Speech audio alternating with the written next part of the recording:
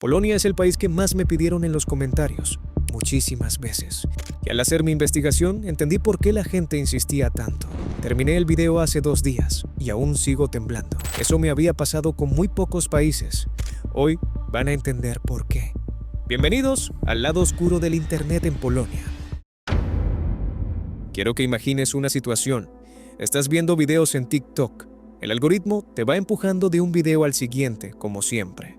Hay un baile, un meme, un tipo haciendo una receta y de repente, sin ningún aviso, aparece una transmisión en vivo. Hay un hombre, hay un chico de 7 años y el hombre está apretando al chico contra el sillón con todo el peso de su cuerpo, apretándole el cuello con las manos. El chico llora, patea, grita el nombre de su madre y la madre está sentada a centímetros de distancia, mirando.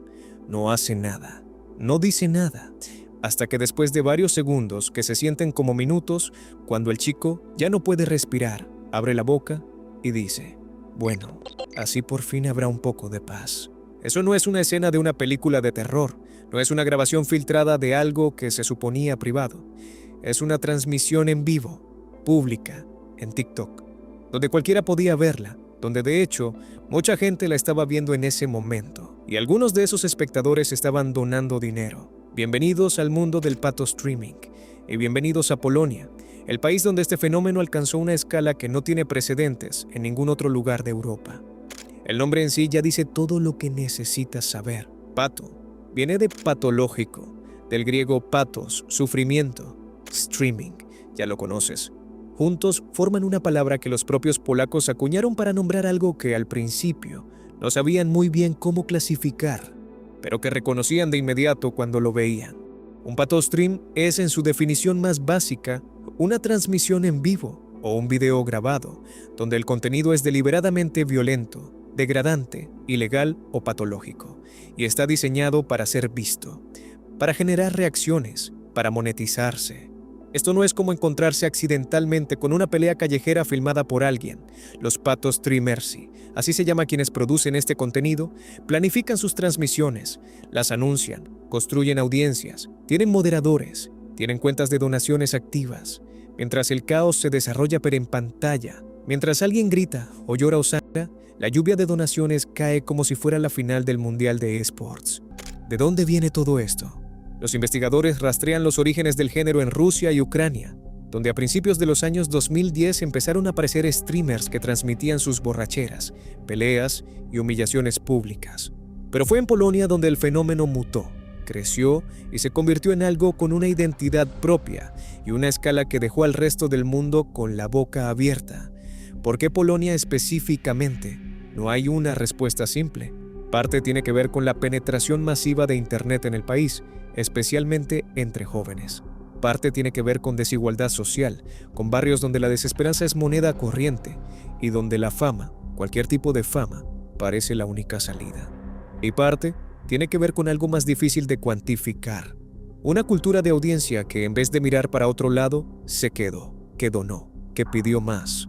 Un informe del Instituto Nacional de Investigación NASK, publicado en 2023, encontró que 1 de cada 4 adolescentes polacos mira pato streams regularmente.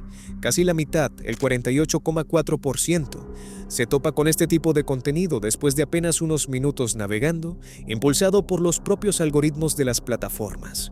El mismo informe reveló que 4 minutos después de crear una cuenta nueva en TikTok indicando edad adolescente, el algoritmo ya empezaba a sugerir contenido pato streaming. 4 minutos.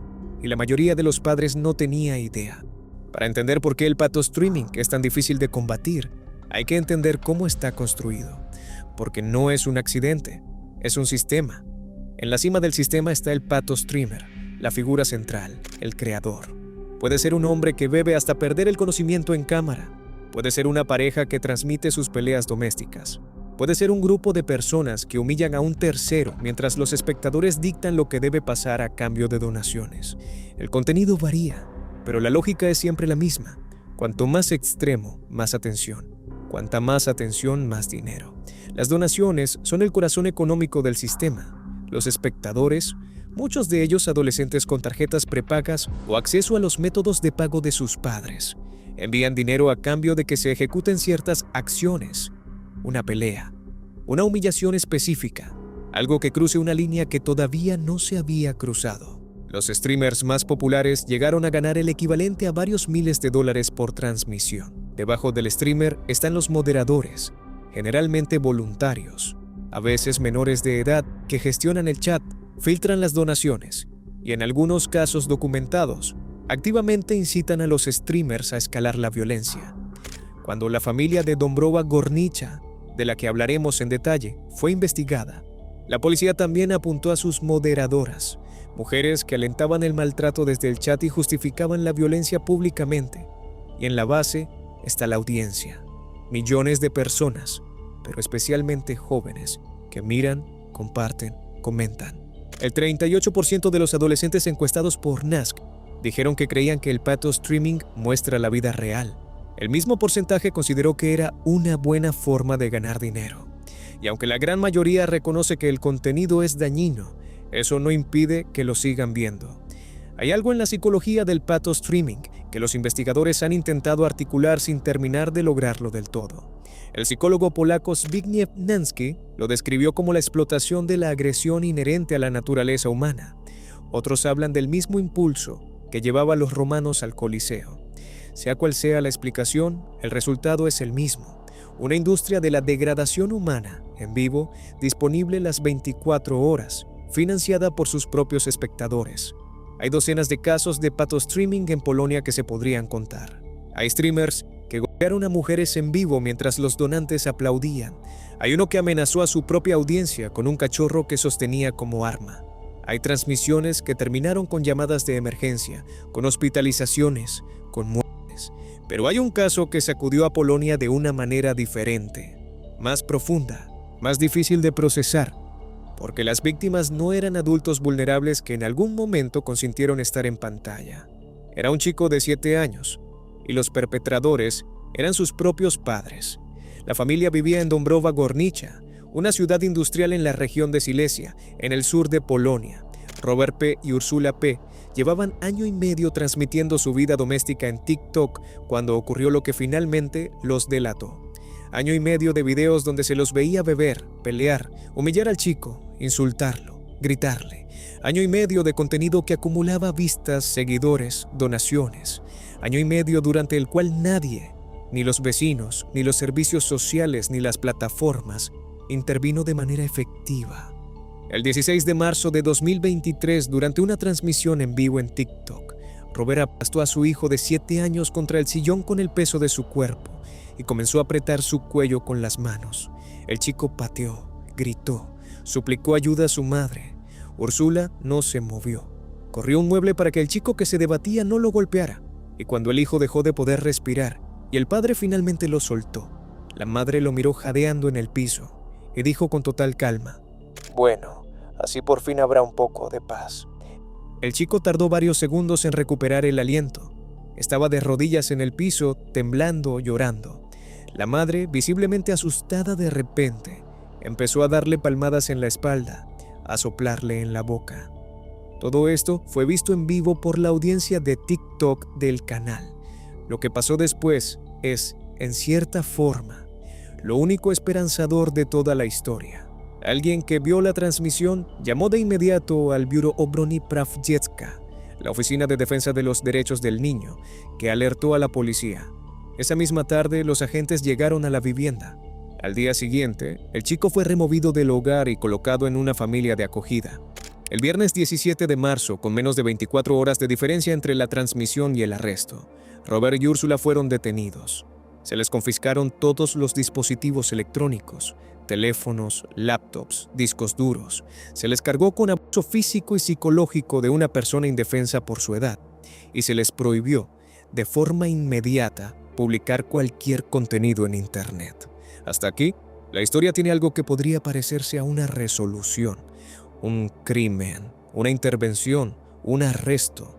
Pero lo que vino después revela algo igual de perturbador que el crimen en sí: la incapacidad del sistema legal polaco para procesar lo que estaba pasando. Robert y Ursula no fueron a prisión preventiva. El fiscal aplicó medidas alternativas: presentarse en la comisaría 3 veces por semana, no publicar nada en Internet, y ahí quedó la cosa. El acto de acusación recién llegó al juzgado en febrero de 2025, casi 2 años después de los hechos. Y según reportes de Gazeta Wyborcza, después de esa presentación, el proceso quedó estancado durante meses sin avanzar. Pero hay algo todavía más difícil de procesar. En algún momento durante ese periodo de espera judicial, se le devolvió el chico a sus padres. El mismo chico que había sido filmado siendo asfixiado. Volvió al mismo hogar. El caso desató un debate nacional en Polonia sobre si las leyes existentes eran adecuadas para perseguir el pato streaming. La respuesta, casi unánime entre juristas, fue que no. La mayor parte de los actos de violencia ya eran ilegales. El abuso infantil, las violaciones, el abuso. Pero el acto específico de monetizar esa violencia, de construir una audiencia a su alrededor, de incitar a otros desde el chat a escalar la brutalidad, eso no tenía nombre legal. No había tipo penal. En 2023, el entonces Ministerio de Justicia prometió un proyecto de ley específico.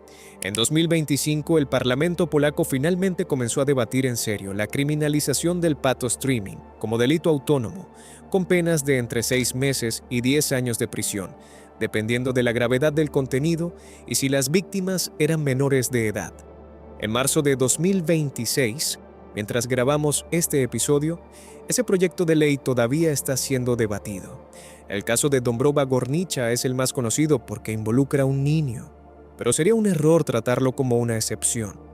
En Bytom, también en Silesia, 2 patos streamers y conocidos como Kawiak y Tuxnik transmitieron en vivo cómo abusaban de mujeres jóvenes y semidesnudas en un departamento. Uno de ellos golpeó a una mujer con una botella en una habitación de hotel en Gliwice y al día siguiente huyeron de Polonia. Fueron detenidos días después al regresar. Su juicio comenzó en mayo de 2025. Los cargos incluyen abuso sexual, lesiones, difusión de imágenes íntimas sin consentimiento y amenazas. En Cracovia, un streamer llamado Ajemke1 invitaba a mujeres a su departamento a través de perfiles falsos en Tinder. Las que se quedaban, bebían, y lo que pasaba después terminaba transmitido en vivo en la plataforma Kick. Fue arrestado en junio de 2025, acusado de abuso sexual aprovechándose del estado indefenso de sus víctimas. Él mismo solicitó ser condenado voluntariamente. Y hubo casos de pato streaming involucrando animales, casos donde menores de edad fueron expuestos, utilizados, exhibidos. Un streamer conocido como Gural fue documentado instando a una niña de 12 a desnudarse frente a la cámara durante una transmisión que alcanzó casi 15 millones de visualizaciones. 15 millones. Hay una pregunta que me persigue después de investigar todo esto. No es cómo alguien puede hacer eso, porque ya entendemos que la miseria humana no tiene fondo. La pregunta es otra. ¿Por qué la gente mira? Y la respuesta más honesta es que no hay una sola respuesta. Hay adolescentes que llegan por accidente y no pueden dejar de ver. Hay personas que encuentran en el pato streaming una confirmación de algo que ya creían, que el mundo es exactamente tan feo como sospechaban. Hay otros que donan para sentir que tienen poder sobre lo que ocurre en pantalla. Y hay también una pequeña proporción que lo disfruta, que necesita que alguien más sufra para sentirse mejor. El chico de 7 años de Dąbrowa Górnicza gritó pidiendo ayuda durante una transmisión en vivo, y hubo personas viendo esa transmisión que no llamaron a la policía, que donaron, que siguieron mirando. La persona que sí llamó, una sola persona que vio lo mismo que todos los demás y decidió hacer algo. Probablemente le salvó la vida, una persona entre todos los que estaban mirando. Eso es el pato streaming. No es solo un problema de los streamers, es un problema de la audiencia. Y la audiencia somos todos.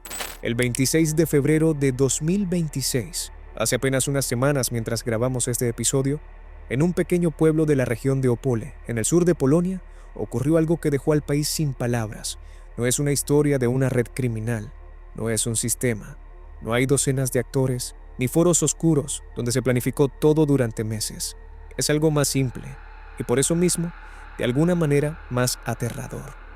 Es la historia de un chico de 17 años, de su padrastro, de su bisabuela, de un hacha y de una cámara que nunca debería haber estado encendida, y de internet, porque sin internet nadie fuera de ese pueblo hubiera sabido jamás exactamente lo que pasó dentro de esa casa.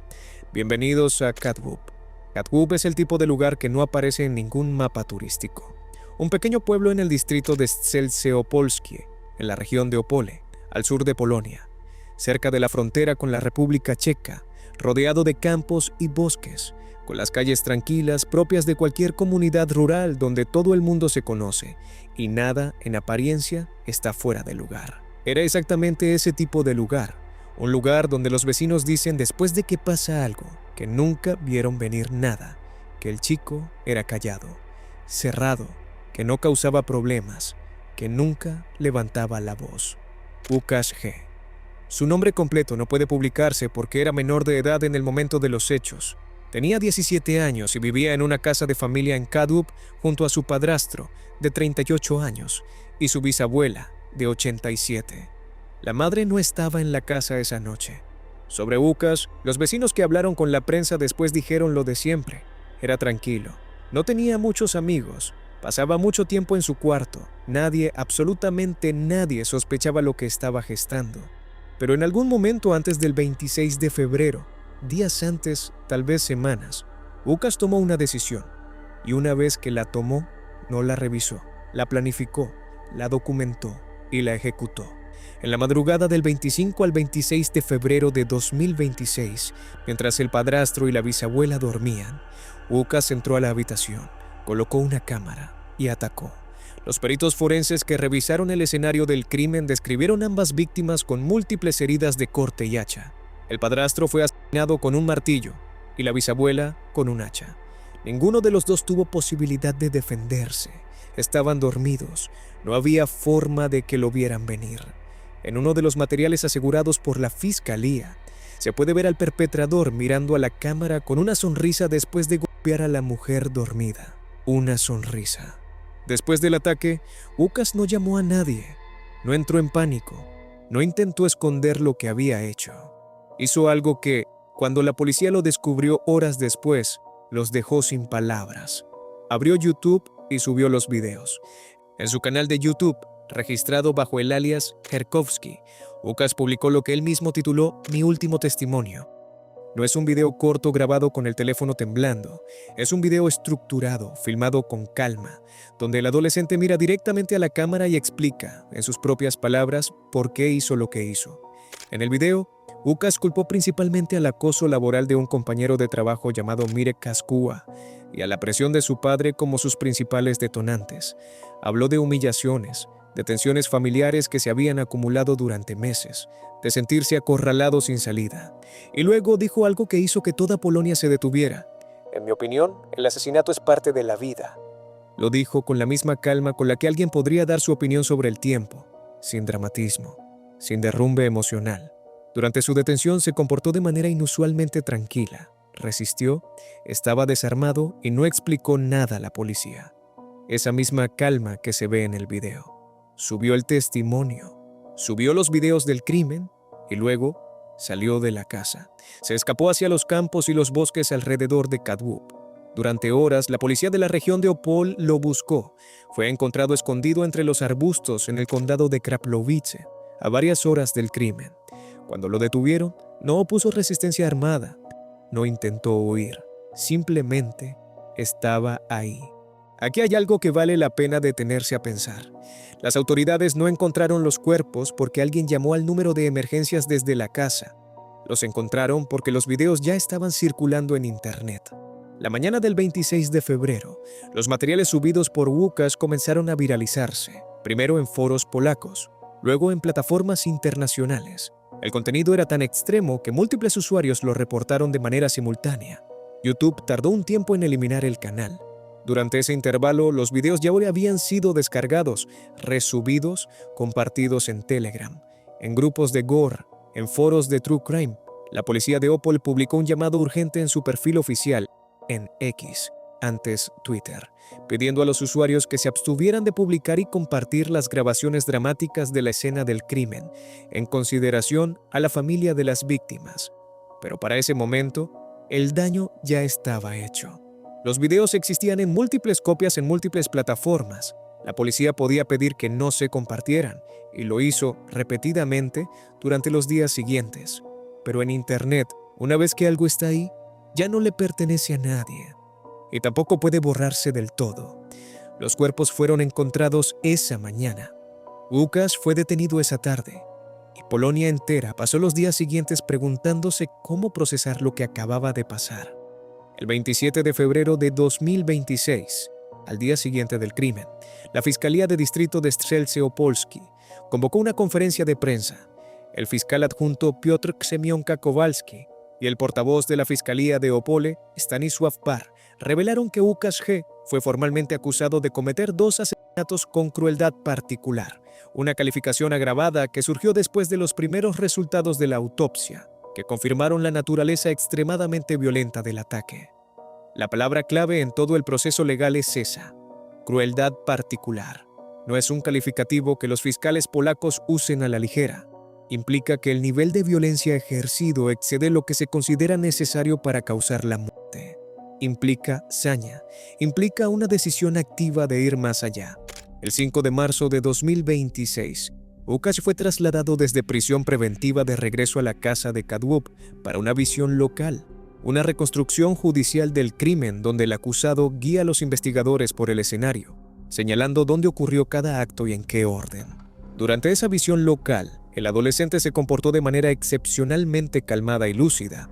Fue lógico, ordenado, completamente orientado como ejecutor.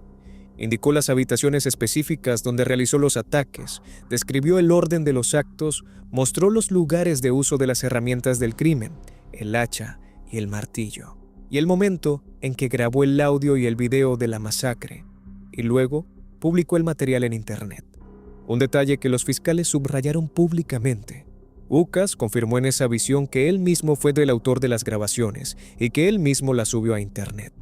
No hubo ambigüedad, no hubo negación. Lo hizo, lo filmó, lo publicó y lo explicó. Debido a su edad al momento de los hechos, Łukasz no puede recibir cadena perpetua. Se enfrenta entre 15 y 30 años de prisión. Es juzgado como adulto. Una decisión que en Polonia se puede tomar para menores de entre 15 y 17 años cuando la gravedad del crimen así lo justifica. El motivo real detrás de todo esto sigue sin estar completamente claro. Las acusaciones sobre el acoso laboral y las tensiones familiares aparecen en el video. Pero los investigadores aún no han podido determinar si esos factores explican la escala de lo que ocurrió o si hay algo más. Las evaluaciones psiquiátricas y psicológicas están en curso. Hay algo en el caso de Kadłub que lo distingue de todos los otros que cubrimos en esta serie. En el patostreaming había una lógica económica, había una audiencia que pedía, que pagaba, que incentivaba. Había un sistema que retroalimentaba la violencia. Era horrible, pero tenía una mecánica comprensible. En el caso de Valiet, en Alemania, había radicalización. Años de foros, de ideología, de un blueprint que otros habían trazado antes que él. También se podía rastrear el camino, pero Łukasz G. no era un pato streamer, no tenía audiencia que le pagara, no estaba radicalizado en ninguna red conocida. Era un adolescente de 17 años en un pueblo del sur de Polonia que planeó un doble asesinato. Lo ejecutó con frialdad mientras sus víctimas dormían y luego abrió YouTube, la misma plataforma que cualquiera usa para ver tutoriales de cocina o videoclips, y subió las grabaciones. ¿Por qué las subió? Esa es la pregunta que todavía no tiene una respuesta satisfactoria. Algunos analistas hablan de la cultura del true crime y del gore en Internet, una generación crecida viendo contenido extremo, para la cual documentar y publicar se ha convertido en un reflejo casi automático, incluso cuando el evento en cuestión es un crimen cometido por uno mismo. Otros apuntan a la búsqueda de notoriedad, la idea, distorsionada y aterradora, de que subir ese video era una forma de ser visto, de importar, de dejar una huella. Y otros simplemente dicen que no saben, que hay casos donde la psicología humana llega a un lugar tan oscuro que las explicaciones habituales dejan de alcanzar. Lo que sí es seguro es esto: sin internet, ese video no hubiera existido más allá de la casa de Kadłub. Lo hubiera encontrado la policía como evidencia, hubiera quedado en un expediente judicial. Las víctimas habrían tenido al menos esa protección, que su muerte no fuera espectáculo para extraños en todo el mundo. Pero con internet ese video existió, circuló. Fue visto por miles de personas antes de que YouTube lo eliminara, y sigue existiendo en copias y mirrors, en los rincones más oscuros de la red. Empezamos esta serie sobre Polonia, hablando del pato-streaming, un fenómeno construido sobre la audiencia, sobre el dinero, sobre el incentivo de ser visto cometiendo algo horrible. Y la terminamos con Kadoob, donde no había audiencia que pagara, no había red que organizara, no había nadie incitando desde un chat, solo un chico, un hacha, una cámara, y la decisión de subirlo todo antes de escapar. Lo que conecta ambos casos no es la motivación, no es el método, es Internet. La misma plataforma, el mismo botón de subir, la misma infraestructura que usamos para compartir fotos de cumpleaños o ver series los domingos a la noche. Internet no crea monstruos, pero les da algo que antes no tenían: alcance, permanencia, la certeza de que lo que hicieron va a sobrevivir más allá de ellos, va a llegar a personas que nunca conocieron, va a existir en algún servidor en algún lugar del mundo mucho después de que todo lo demás haya pasado. Eso es lo más perturbador de todo esto. No es la violencia en sí, es la inmortalidad que Internet le da a esa violencia. La bisabuela de Bukash tenía 87 años, su padrastro 38. Merecían morir en paz en sus camas sin que nadie lo grabara, sin que nadie lo viera, sin que existiera un video. No tuvieron esa suerte. Gracias por acompañarme en esta serie. ¿Qué país debería cubrir para el próximo video? Cuídense, nos vemos pronto.